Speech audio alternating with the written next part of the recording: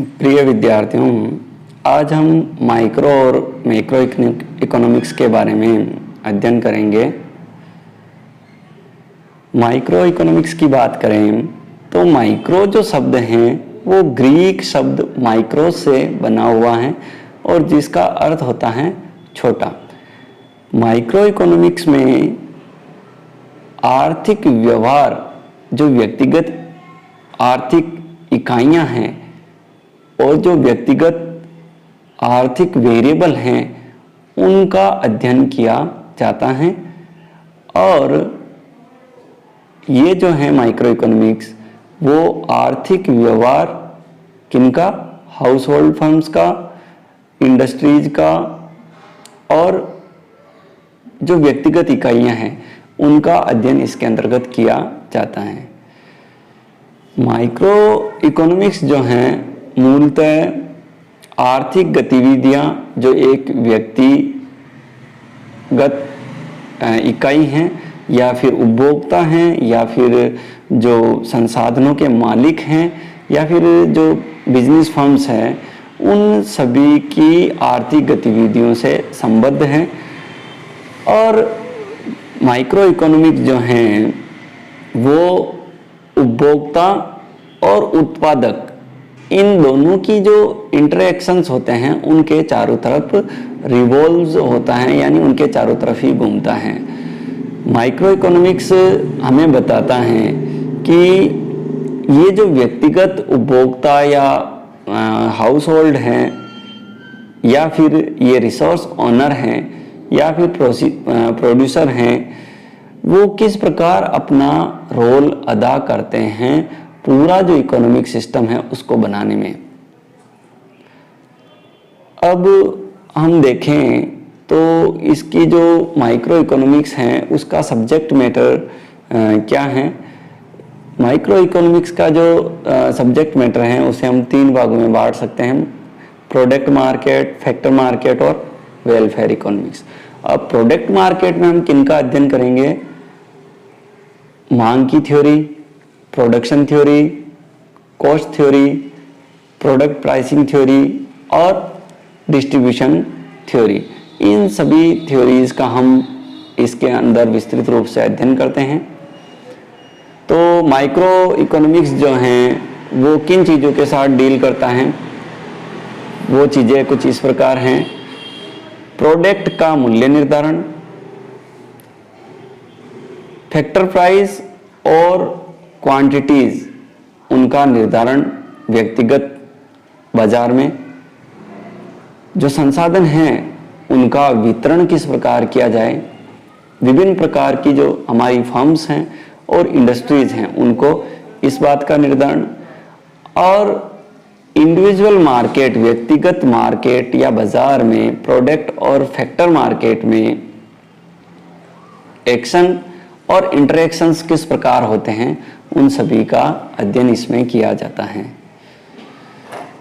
अब बात करते हैं हम मैक्रो इकोनॉमिक्स की। मैक्रो शब्द भी ग्रीक भाषा का जो मैक्रोस शब्द है उससे बना है और उसका अर्थ होता है लार्ज, यानी बड़ा। मैक्रो इकोनॉमिक्स संपूर्ण अर्थव्यवस्था का एक इकाई या पूर्णाकार रूप में अध्ययन करता है। यह मैक्रो इकोनॉमिक्स अर्थव्यवस्था की जो कार्य प्रणाली है उसका एक इकाई के रूप में अध्ययन करता है। इस संबंध में प्रोफेसर बोल्डी ने कहा है कि माइक्रो इकोनॉमिक्स जो है वो व्यवहार करता है किसके साथ? एग्रीगेट्स के साथ, संपूर्ण जो इकाइयां हैं उनके साथ, ना कि व्यक्तिगत इकाइयों के साथ। पूरे राष्ट्र की जो इनकम है, नेशनल इनकम, उसके साथ, न कि व्यक्तिगत इनकम के साथ। जो इकोनॉमी का एक जनरल प्राइस लेवल है उसके साथ, न कि एक इकाई के प्राइस लेवल के साथ। और इस प्रकार एक संपूर्ण अर्थव्यवस्था में क्या उत्पादन होता है उसके बारे में, न कि व्यक्तिगत उत्पादन के बारे में। तो कुल मिलाकर मैक्रो इकोनॉमिक्स जो हैं वो पूरी अर्थव्यवस्था का एक संपूर्ण इकाई के रूप में अध्ययन करता है। Subject matter of macro economics का सब्जेक्ट मैटर क्या है, यानी विषय वस्तु क्या है मैक्रो इकोनॉमिक्स की? राष्ट्रीय आय की थ्योरी, उत्पादन की थ्योरी, रोजगार और सामान्य कीमत स्तर की थ्योरी, आर्थिक विकास की थ्योरी, अंतर्राष्ट्रीय व्यापार थ्योरी और मुद्रा के सिद्धांत या थ्योरी। इन सभी थ्योरीज या सिद्धांतों का मैक्रो इकोनॉमिक्स में अध्ययन किया जाता है। अब हम बात करें कि माइक्रो इकोनॉमिक्स और मैक्रो इकोनॉमिक्स में अंतर क्या है। तो माइक्रो इकोनॉमिक्स जो है मूलतः व्यक्तिगत आर्थिक व्यवहार के साथ व्यवहार करता है, और मैक्रो इकोनॉमिक्स जो हैं जो सामान्य हैं, पीपल इन जनरल, उनके साथ व्यवहार करता है। माइक्रो इकोनॉमिक्स का जो व्यवहार है वो एक व्यक्तिगत इकाई का मूल्य निर्धारण एक फर्म के अंदर या एक उद्योग के अंदर एक व्यक्तिगत इकाई के मूल्य निर्धारण के संबंध में ये व्यवहार करता है, जबकि मैक्रो इकोनॉमिक्स सामान्य मूल्य स्तर के निर्धारण के संबंध में व्यवहार करता है। जैसे कि अपन राष्ट्रीय आय या अकाउंटिंग की बात करते हैं। माइक्रो इकोनॉमिक्स के जो मापदंड है वो है प्राइस यानी मूल्य, और मैक्रो इकोनॉमिक्स का जो मापदंड है वो है इनकम। माइक्रो इकोनॉमिक्स किसके लिए इम्पोर्टेंट हैं? ये जो हमारे संसाधन हैं, मेन, मशीन, मटेरियल, मेथड और मनी, ये उत्पादन के 5 संसाधन हैं।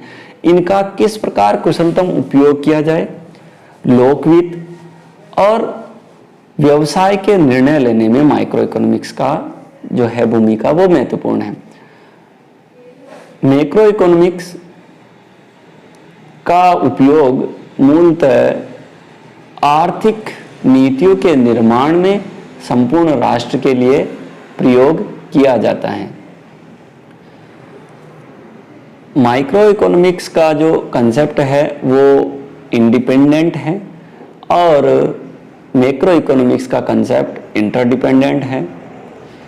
माइक्रो इकोनॉमिक का जो कंसेप्ट है वो अल्फ्रेड मार्शल द्वारा इसको लोकप्रिय बनाया गया, जबकि मैक्रो इकोनॉमिक्स का कंसेप्ट जो है उसको जेनकिंस ने लोकप्रिय बनाया है।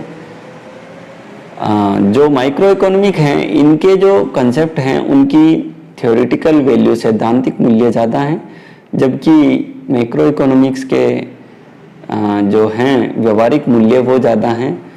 और ये अर्थव्यवस्था का एक संक्षिप्त व्यू देता है, संक्षिप्त अपने को दृष्टिकोण प्रस्तुत करता है। मैक्रो इकोनॉमिक्स जो हैं ये अर्थव्यवस्था का विस्तृत दृष्टिकोण हमारे समक्ष प्रस्तुत करता है। अब हम बात करें कि क्या मैक्रो इकोनॉमिक्स और माइक्रो इकोनॉमिक इंटरडिपेंडेंट हैं, एक दूसरे पर निर्भर हैं, अंतर्निर्भर हैं। तो प्रोफेसर पॉल सैमुअल्सन ने कहा कि माइक्रो इकोनॉमिक्स और मैक्रो इकोनॉमिक्स में कोई विरोधाभास नहीं है, दोनों ही विस्तृत हैं, दोनों ही अंतर संबद्ध हैं। और आप बहुत ही कम पढ़े लिखे या आप आधे पढ़े लिखे कहे जाएंगे अगर आप एक की जानकारी रखते हैं, यानी माइक्रो इकोनॉमिक्स या मैक्रो इकोनॉमिक्स में से एक की जानकारी रखते हैं और दूसरे की आपको किसी भी प्रकार की जानकारी नहीं है, तो आप आधे पढ़े लिखे कहलाएंगे। मैक्रो इकोनॉमिक्स बड़े जो इश्यू हैं उनके साथ डील करता है, और माइक्रो इकोनॉमिक्स छोटे इश्यू के साथ डील करता है। और हम जानते हैं कि छोटे छोटे इश्यू से मिलकर ही बड़े इश्यू बनते हैं, तो इस प्रकार ये एक दूसरे पर निर्भर हैं। मूल लक्ष्य जो माइक्रो इकोनॉमिक्स और मैक्रो इकोनॉमिक्स का है वो है theories maximisation of material welfare of the people, लोक कल्याण को बढ़ावा देना तो ये दोनों मिलकर ही पूरा किया जा सकता है, अकेले में इसको पूरा नहीं किया जा सकता है। माइक्रो इकोनॉमिक्स का महत्व हम देखें तो बाजार की कार्यप्रणाली में, संसाधनों के आवंटन में, मूल्य निर्धारण में, आर्थिक इफिशिएंसी में, अंतर्राष्ट्रीय व्यापार में, व्यापार के निर्णय लेने में और आर्थिक नीतियों के निर्माण में मुख्यतः इसका प्रयोग किया जाता है। मैक्रो इकोनॉमिक्स का महत्व अर्थव्यवस्था की कार्यप्रणाली को समझने में और अर्थव्यवस्था क्या कठिनाइयों का सामना कर रही है उसे समझने में, राष्ट्रीय आय को समझने में, अर्थव्यवस्था के आंतरिक परिदृश्य को समझने के लिए और सरकार की जो आर्थिक नीतियां हैं उनके निर्माण में और विभिन्न देशों के साथ तुलना करने में मैक्रो इकोनॉमिक्स का प्रयोग किया जाता है। Thank you so much.